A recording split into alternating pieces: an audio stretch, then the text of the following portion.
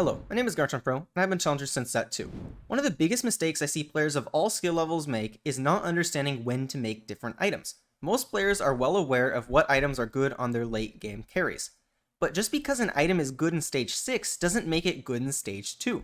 What I'll be covering in this video is a bit of the idea of what makes an item good in early versus good in late, and then going through every item in the game, covering whether it's good in the early game and or good in the late game, as well as why that is the case. I want to go over a couple notes though before I do that. Generally speaking, early game items are going to be items that give us flat stats to our units. Units in the early game don't really have that many stats, so they enjoy just the flat stats from items such as Deathblade, Deathcap, and Warmogs, as opposed to items that are going to be amplifying already existing stats.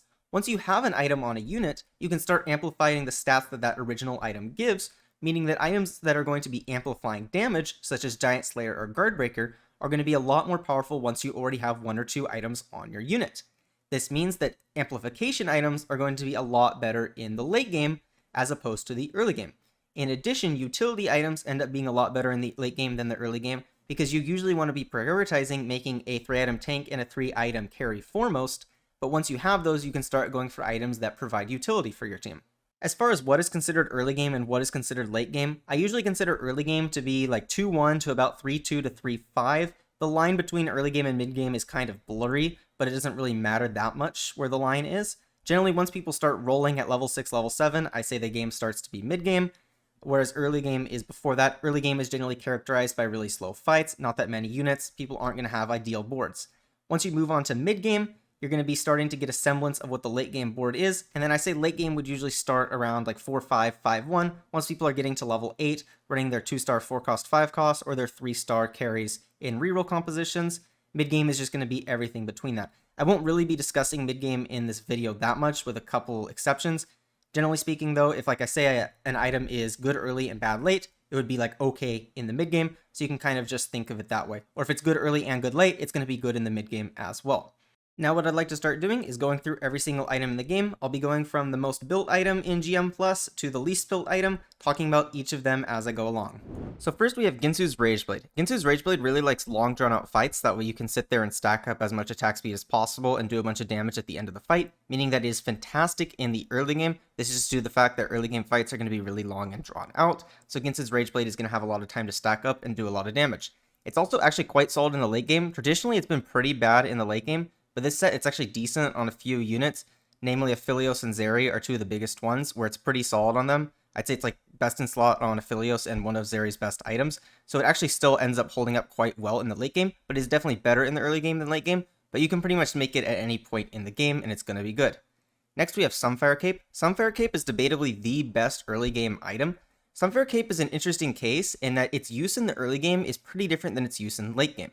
The main point of Sunfire in the early game is for the damage. Sunfire's damage over time, doing true damage every second, is actually really powerful in the early game when there's not that much damage coming out, and fights are longer, that way you can tick the Sunfire damage a lot. In the late game, however, Sunfire's main purpose is going to be the anti-heal effect. You can apply Sunfire to the enemy frontline and anti-heal them, that way they can't heal up through various different sources. That being said, Sunfire is not great in the late game. I definitely think it's a bad item in the late game. There's just much better sources of anti-heal. For instance, Heimerdinger Turret is going to be a lot better. And then if you can like spread anti-heal with something like a Morello, it's going to be better. Although there's not a lot of great Morello users this set. So Sunfire Cape ends up falling off later in the game once you can get to other forms of anti-heal. And of course, the fights are just going to be quicker, so it's not going to be able to spread as well in the late game, but is amazing in the early game. Next, we have Jeweled Gauntlet. Now, Jeweled Gauntlet traditionally has been pretty bad in the early game and pretty good in the late game. This is due to the fact that Jeweled Gauntlet's going to be really strong if you have a bunch of AP already, as it'll scale crit off of the AP you already have. But after Jeweled Gauntlet recently got buffed, it's actually quite good in the early game and amazing in the late game. So if you're playing AP, this is basically an insta-slam item, especially because the main way to play AP is going to either be with Strategist or with Sorcerers. Both of those give AP. So it's a solid item early game and an amazing item in the late game. Next, we have Hand of Justice. Now, Hand of Justice is kind of a weird case, and that it's decent in early game and decent in late game, but not amazing in either. Its main use case is going to be as a third item for carries that want to get some healing, but also some damage. If you want like just healing, you'll go for Bloodthirster or Gunblade, but if you want a bit of damage in addition to it, you can go for a Hand of Justice, so it's really good as like a third item on like a Katarina or a Darius or an Urgot, but it's not a great first or second item, So I don't think it's a great item to slam because then you're going to be lacking on the proper carry items, but it's actually quite solid during stage 2. The stats it gives are okay. It's not as good as some of the other options. Like if I'm running AD, I'd rather have a Deathblade, but it actually ends up being decent early game, but I try and steer away from slamming it because it makes your itemization weird, and it's going to be a lot harder to get to like that first and second damage item for your carry, so I prefer not to slam Hand of Justice. But I do think it's a solid item as a third item on your carry late game. Next we have Giant Slayer. Giant Slayer is going to be great once enemies get to really high HP units, which is going to be in the late game. So it is amazing in the late game, especially as like a second or third item for your carry. Really bad in the early game, it's just not going to have any value. There's just not high enough HP targets. Next we have Bloodthirster. The thing with Bloodthirster and any other healing item is that it's going to scale off the damage you're doing. If you're not doing damage, it's not going to be healing that much, making it really bad in the early game because you don't have those other damage items, so you're not going to be healing that much. That being said, it's quite good in the late game on certain carries that are like melee and want to have that healing. It's primarily going to be used on melee AD carries in the late game, and it's very, very good then, pretty bad in the early game. Next we have Infinity Edge. I don't like Infinity Edge in the early game that much. It's an okay option. It's definitely like middle of the pack, but it shines a lot more in the late game if you can get other sources of AD. Really the only strong source of AD this set is going to be if you either have Gunner or a Deathblade. So if you have a Deathblade, Infinity Edge is a great item, or if you're running Gunner, it's also good because it's going to scale off the AD you already have. If you don't already have AD, you'd rather get like a Deathblade, but Infinity Edge is definitely an acceptable item in the early game and is solid in the late game if you have other AD sources. Next we have Ionic Spark, and I think Ionic Spark is debatably the single best item in the game. It's amazing in the early game, amazing in the mid game, amazing in the late game. There's basically no point in the game where it's not one of the best items in the game. The main reasoning for this is Ionic Spark has two parts to it. It has the Magic Shred component, and it has the damage component. In the late game, the Magic Shred component is vital once people get stuff like Stoneplate and Dragon Claw on their tanks. You're going to need that Magic Shred to be able to get through them. In the early game, however, Ionic Spark actually does a lot of damage. The damage it outputs is really good and allows you to kill the enemy team a lot quicker, in addition to the fact that every unit, of course, has some innate MR, so your team is going to be doing a bit more damage in the early game due to the MR shred anyways. So Ionic Spark is just fantastic at all points in the game. If you're playing AP, this is an insta-slam item unless you already have a Shiv. It's going to be doing a lot of damage early, and it's going to be giving you that MR shred in the late game. Next we have Warmogs. Warmogs is a fantastic item in the early game. A flat 800 health is great in the early game because lower cost units have lower base HPs, so if you don't have like 3-star units or like 2-star 5 costs or whatever, the flat HP is insane. It's just a huge scale up on them, especially if you like don't have an upgraded frontline and you're sitting here on like a 1-star Maokai as your frontline. Throw Warmogs on that 1-star Maokai with Shadow Isles and he's actually going to be really, really tanky. Warmogs is one of the best stage 2 items, and it's actually still quite good as the game goes on. It does fall off a little bit once you get to higher HP units. They might rather have something like a Bramble or a Dragonclaw, but it's still going to be solid in the late game. Next we have Titans. I think Titans is not very good in the early game. Usually your units just aren't able to stack up the Titans well enough. Typically with Titans, you'll use it in one of two scenarios. You'll either use it on like a melee bruiser carry that's going to be taking a lot of damage and dealing a lot of damage and can stack up to those 25 stacks on Titans and get the armor MR, or you use it on a really high attack speed unit like a double Rageblade Aphelios or like a 6 Challenger Callista or whatnot. You don't really have those in the early game though, right? You really want Titans to go along with a healing item, so it's not going to be amazing in the early game when you don't have that healing item to make like a Giga Carry melee unit. And then obviously for those backline carries with like double Rageblade or whatever, you're not going to have that in the early game, so Titans ends up being pretty bad as an early game item. Your units just won't really have the sustain to actually fully utilize the Titan's value, because you want to get to 25 stacks and then stay alive for a while after you get to that. But in the late game, it's really solid on the units that abuse it, and the units that do abuse it, it ends up being their best item. So those melee bruisers like Zed and Urga, it just works fantastic on.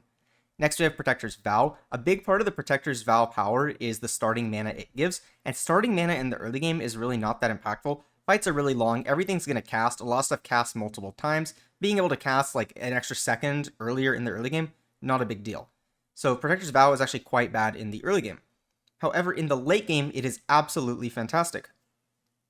Being able to cast your Jarvan like a second or two earlier is huge, because fights are so fast that being able to just get that CC off earlier and damage enemy units before they're able to fire back with their own CC is extremely powerful. So amazing item in the late game. Next we have Gargoyle Stoneplate. Now if you look at Gargoyle Stoneplate, it actually gives a lot of stats. It gives a base 30 MR and magic resist, as well as an additional 15 armor and magic resist for every unit targeting them. It's fantastic in the early game, because you can usually just throw this on whatever 2-star frontliner you have and have the whole enemy team targeting them, right? Let's say they have 5 units on their board. They're going to be getting 75 armor MR from the Stoneplate plus the base 30. So that's going to be 105 armor MR, which just makes it amazing in the early game. Now you might think, okay, it's even better in the late game because they're going to have more units on their team. So they're going to, target it more and you're going to get more armor MR value. Sadly, it's a bit worse in the late game. It's still a solid item in the late game, but I do think it's outclassed by Bramble plus Dragonclaw in the late game. And the reason for that is the positioning with it is a lot more awkward in the late game than the early game. There's a lot less immediate burst damage in the early game, so you don't feel that bad solo frontlining one unit. However, in the late game, what will happen is if a lot of times you solo frontline one unit, they're just going to get killed extremely quickly unless they have something like an Eternal Winter to synergize with the Gargoyle Stoneplate. What this means is in the late game, you a lot of times, even with a Stoneplate unit, need to frontline multiple units because you also just have more units on your board and you want to put them all in the front row so they don't have to walk up, meaning you actually get less Stoneplate value because the enemy team, they have a bunch of different units targeting all your different units, so you don't have their whole team on it. And of course, it doesn't give any additional effects, unlike something like a Bramble Vest, so it ends up being a bit worse in the late game than it is in the early game, but it's still good in the late game. Next, we have Redemption. I think Redemption's quite good in the early game, quite good in the late game. This is another case where its early game usage is going to be different than its late game usage. The main usage for Redemption in the early game is going to be the heal. What you can do is throw Redemption in the middle of your front line, like you have 3 frontliners in the early game, throw Redemption in the middle, it's going to be healing them all up, and the heal value is actually quite good. Again, fights are going to be longer in the early game, so having to wait 5 seconds for the heal is not as big of a deal because that's going to proc multiple times, and you're just going to be able to get a lot of free HP off the heal from the Redemption. In the late game, the main purpose of the Redemption is going to be the anti-AoE. Fights aren't going to last as long, so the healing isn't going to proc as many times, but there's a lot of strong AoE damage in the late game, and so being able to get that damage reduction from the AoE attacks is actually going to be really powerful in the late game, so Redemption makes a really good third tank item. Or in the early game, if you have a strong frontline, like multiple good frontline units, it makes a good first tank item. So you typically throw it on either as a good first tank item if you have a strong frontline in the early game, or in the late game as like a third tank item because you want the damage resistance from it. But I think it's good at both. It's not the best item in the early game or late game, but it's strong at both points. Next, we have Guardbreaker. Now, Guardbreaker is amazing in the late game. It's one of the best damage items in the late game. Of course, it's going to be percent scaling, so it's going to work really well once you have other damage sources. It's going to scale off that really well. There's a lot of shields in the late game, just a lot of stuff that has it. Stuff like Shen, Sejuani, Strategist. It's going to proc off those and be really good. Traditionally, Guardbreaker is pretty in the early game. It really just doesn't give as much stats as something like a Deathblade or a Deathcap, so it's a bit worse. This set, there's actually a decent amount of shields in the early game. Stuff such as Irelia ends up shielding and you can proc it a decent amount in the early game, so I don't hate slamming this at 2-1, but it's definitely a little below par, so I'd say it's a little below average in the early game, but is going to be one of the best damage items in the late game. Next, we have Spear of Shojin. Now, after its buff, Spear of Shojin is probably the best AP item. It's basically an immediate slam in the early game if you're going to be playing AP, unless you're playing something like Invokers, because Invokers doesn't really want mana generation items. It just gives a lot of stats. Now it gives a lot of free AP, as well as just enabling your units to cast a lot more and just buffs up the damage they do a ton. So amazing in the early game, and actually very strong in the late game as well. Is going to work well on all your AP carries. Kai'Sa basically needs it to be a unit, and it's still going to work really well on pretty much any late game AP carry, such as Lux, Vel'Koz, Ahri, etc. Next, we have Hextech Gunblade. Now, similar to Bloodthirster, Hextech Gunblade is going to be pretty bad in the early game and quite good in the late game. This is just due to the fact that, of course, if you don't have other sources of damage, healing isn't going to be that impactful. You really want Gunblade to be there once you already have 2 other damage items on your carry, which makes it a good third item, but a bad first item. So, would not make it in the early game. It's not the best item this set. I don't think it's amazing right now, but it's definitely an acceptable item for a third item in the late game, especially if you're in a lobby with a lot of splash damage, and you want a bit of healing while also being able to heal up your frontline. Next, we have Dragon's Claw. Now, Dragon's Claw is really bad in the early game. When you look at early game fights, a lot of the damage is actually going to be physical. This is due to the fact that as fights are drawn out in the early game, units auto a lot, and then their abilities just aren't that powerful yet, so they're not doing a ton of magic damage. There is still a good amount of magic damage in the early game, but the ratio of AD to AP is definitely more in AD's favor in the early game. And if you're making Dragon's Claw as your first or your second item, it's going to be almost completely useless against somebody with a fully AD board carrying a Samira or a Jhin, making it quite a bad first item. That being said, when you get to the late game, it ends up being quite good into AP players. It's definitely going to be the preferred tank item if you see AP in your rotation, that as well as Redemption. So Dragon's Claw is great late game if there's a lot of AP players, bad late game if it's a lot of AD players, but is going to be bad in the early game. Next we have Bramble Vest. Bramble Vest is pretty solid in the early game and great in the late game. Bramble Vest's main point in the early game is to give you the armor. I think the damage from it is somewhat significant in the early game, but isn't amazing. Bramble Vest damage has kind of been nerfed to a point where it's not that huge, but the damage in the early game is nice. The damage part of Bramble Vest is pretty useless in the late game, though. Bramble Vest's main purpose, though, is once people start getting Infinity Edges and Jewel Gauntlets, Bramble Vest can really negate a lot of that bonus damage, or like Jewel Lotus or whatever, making it great in the late game once people get those items online, but it's not going to be realizing its full potential in the early game until people get those online. You typically want to build Bramble Vest if you see a lot of Infinity Edges, Jewel Gauntlets, or a lot of AD players, because if you're into any AD player, Bramble Vest will be good because of the armor value from Bramble Vest. I think during stage 2, though, I'd rather have a Stoneplate than a Bramble Vest, but after that, I'd usually rather have a Bramble Vest. Next, we have Thief's Gloves. Now, Thief's Gloves is kind of a unique case in that it randomizes the items you get. Personally, I hate slamming Thief's Gloves early game. It's actually not because it's weak. It's pretty good in stage 2, stage 3. The flat value it gives is more than any other singular item.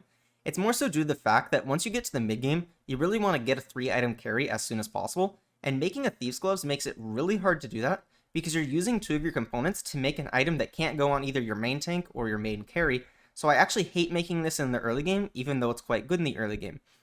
When it's really good, though, is once you already have a 3-item carry, you can make this in the late game and use it as a supplemental secondary carry. You know, you just have like a random Gwen 2 or something on your board, throw the Thief's Gloves on it, it's going to be doing a lot of work with just the Thief's Gloves, and is a solid secondary carry. So I do quite like Thief's Gloves like in like the super late game, like stage 5, stage 6, once you already have your carries decked out, and you can just throw this on extra units because it'll give more value than a random singular item. Next, we have Deathblade, which is kind of the king of AD this set. I think Deathblade is amazing in the early game. If you're looking for an AD item in Stage 2, Deathblade is going to be the best one. Being able to just get that flat AD is extremely powerful before you have other sources of AD. And if you're not playing something like Zz'Rot, which has scaling AD from the Gunner, Deathblade is still going to be your best item for an AD carry in the late game. Stuff like Aphelios Auction really wants this item. So Deathblade is going to be the best singular AD item. You'll typically pair it with something like a Rageblade or Giant Slayer or whatever to amplify that damage, but it's ideally your first AD item, which makes it great, actually the best AD item in the early game, and amazing in the late game as well. Next we have Blue Buff. Blue Buff this set is pretty in the early game. I don't love it in the early game because its users aren't amazing. It's fine on something like a Malzahar, but Shojin is just going to be stronger in the early game because Shojin gives better stats, it just gives more AP. That being said, Blue Buff is actually really, really good late game this set. It's really good on Lux and really good on Ahri, which are 2 of the best carries right now. So Blue Buff ends up working out really strong in the late game.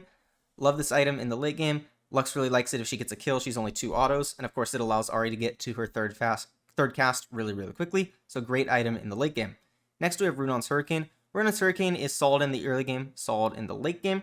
You might think that Runaan's is going to be the best in the late game due to the fact that it's going to be giving you 50% of your damage amplification, so you want to be running Runaan's with something like a Deathblade, that way it amplifies the damage from the Deathblade, and that is true, but it also gives a flat 20 AD itself, making it solid as like a first item on your carry. Again, it's not going to be as good as something like a Deathblade, but it's definitely an acceptable first item for your carry in the early game because it gives an additional 20 AD in addition to the bow and cloak stats, and it's also good in the late game due to the reasons I just described.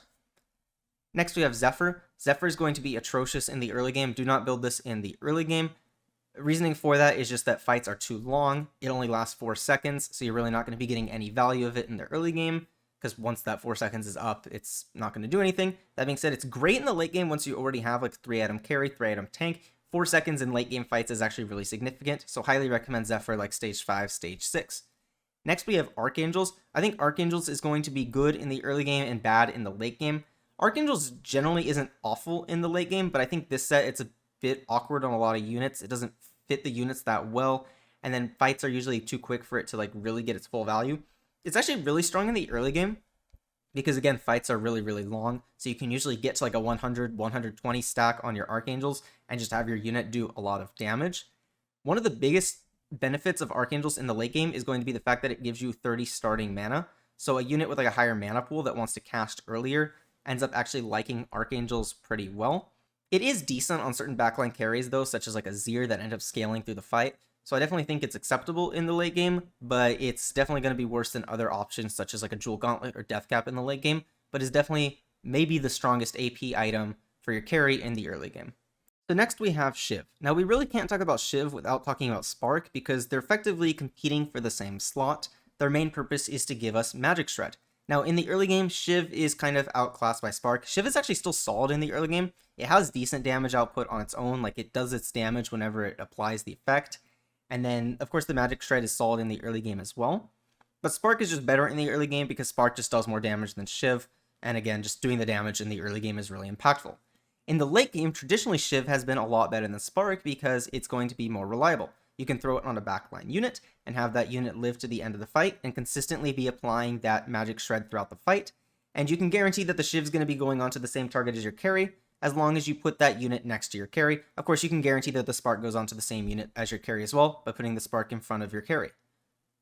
The main reason that's more reliable in the late game, though, is that Spark is going to be on a frontline unit that can die, Shiv is on a backline unit that can live.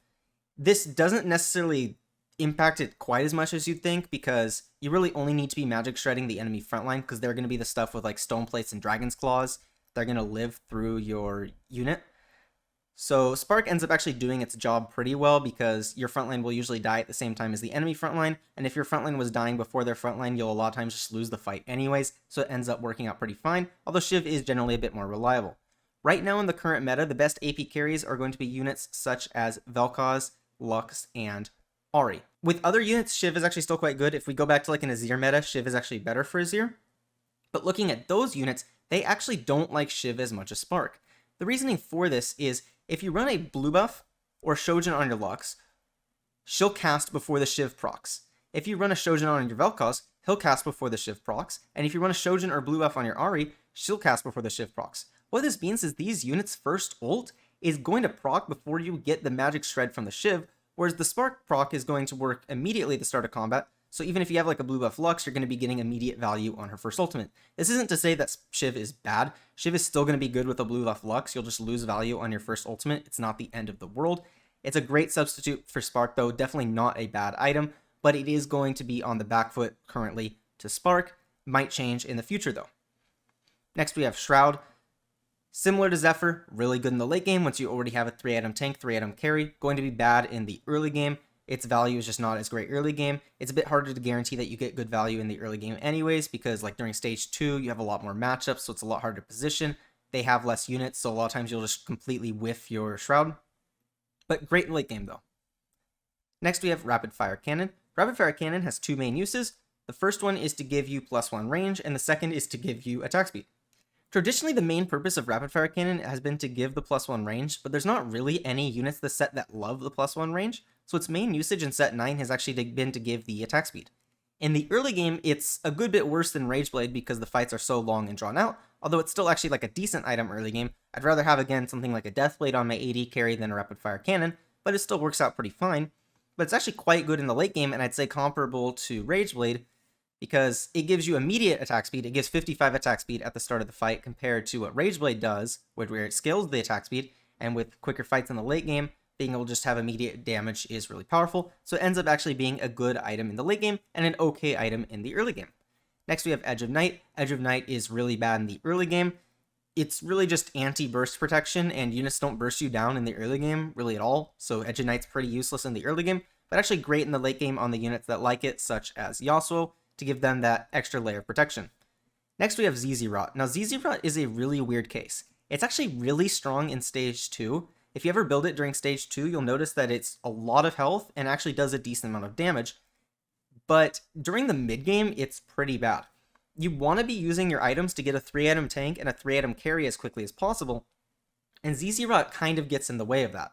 You really only build Zz'Rot in the early game if you're playing a composition that doesn't want the bow and belt, so something like Sorceress doesn't care that much about the components, so you can slam a Zz'Rot at like 3-1 in Sorcerers, but otherwise you don't want to be slamming Zz'Rot because it kind of griefs your ability to go for a 3-item carry and a 3-item tank. It's actually quite good in the late game though. Once you already have your carries decked out and your tanks decked out, you can just go for a random Zz'Rot, put it on a bad unit and it's going to be giving more value than like a regular item on that bad unit. So it actually ends up being built in the late game quite a bit once you already have your items all figured out. But it's kind of weird spots in the mid game, which is why you generally don't build it in the early game, because you're going to really struggle stage 3, stage 4 with it usually. Next we have Deathcap. Deathcap is an interesting one. It theoretically would be good in the early game because it gives a lot of flat AP, and a lot worse in the late game once you already have other AP sources. Unless you're using a unit like Gwen or Kai'Sa that doesn't really have another AP source, then it's going to be their best damage item, because if you don't have another AP source, Deathcap is going to be better than Jewel Gauntlet, but if you have other sources of AP, usually Jewel Gauntlet will be better. So again, Gwen and Kai'Sa really like this in the late game, where something like Lux or Azir wouldn't like it as much because they have other AP sources. In the early game, however, I end up not building Rabadons that much because I'd usually rather use my rods for 2 other items. Yeah, I could burn 2 rods on a Rabadons, but I could also use that for like a Jewel Gauntlet plus a Spark, which is just going to be a lot better. So you actually end up not slamming Rabadons when you're playing AP a lot of the time, even though it would theoretically be good in the early game.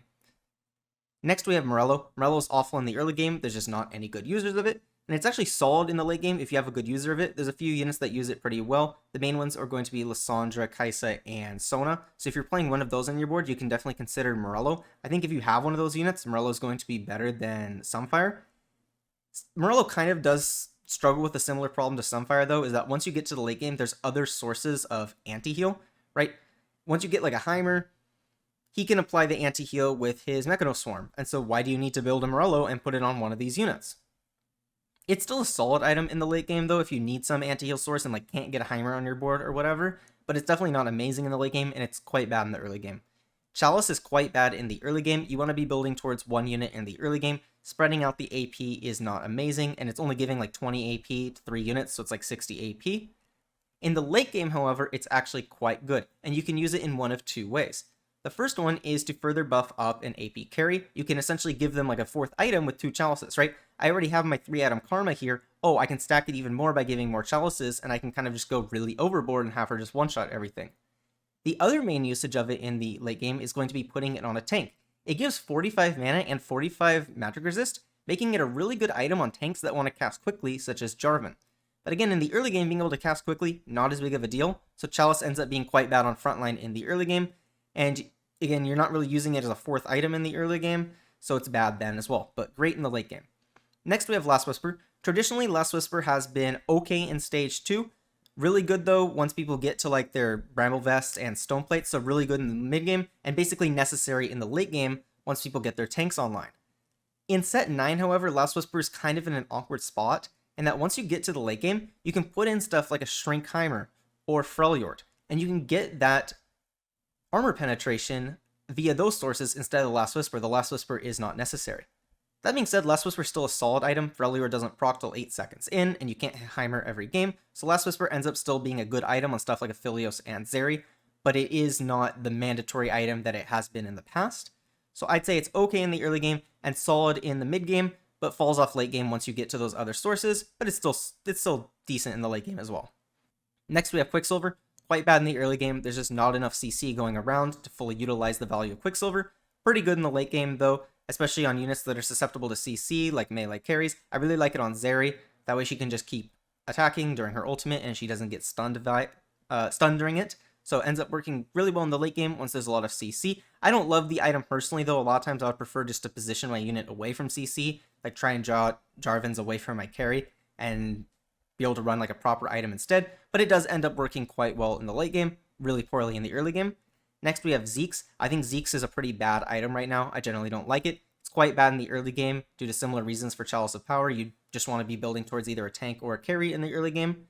Ends up being okay in the late game. Again, similar way to Chalice where you can kind of just give like a 4th item to your Zeri by putting a couple Zeke's on like a Jace and buffing her up. So it's decent in those scenarios, but I generally don't love the item.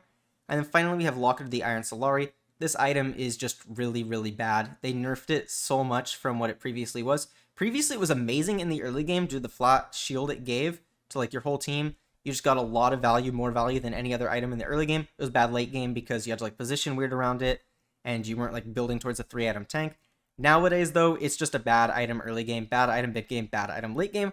Do not build this item. It really just doesn't do anything. Its value is so much worse than anything else. Locket, in like the best case, is giving like 900 shield combined to like 3 units, but Warmog's gives 800 health, and Locket also only lasts for like 8 seconds. And then being able to give 800 health to one unit's better than 900 health to like 3 units spread out anyways, because you'd rather just funnel one unit usually. So Locket is just not a good item right now. If you're interested in learning how to play every Ornn item, you wanting to know whether it's good in the early game versus late game and what units are good on them, I highly recommend checking out my Ornn item guide. I cover everything that you'd need in that video. If you made it to the end, I want to thank you so much for watching. If you enjoyed this content, make sure to subscribe, and I'll see you next video.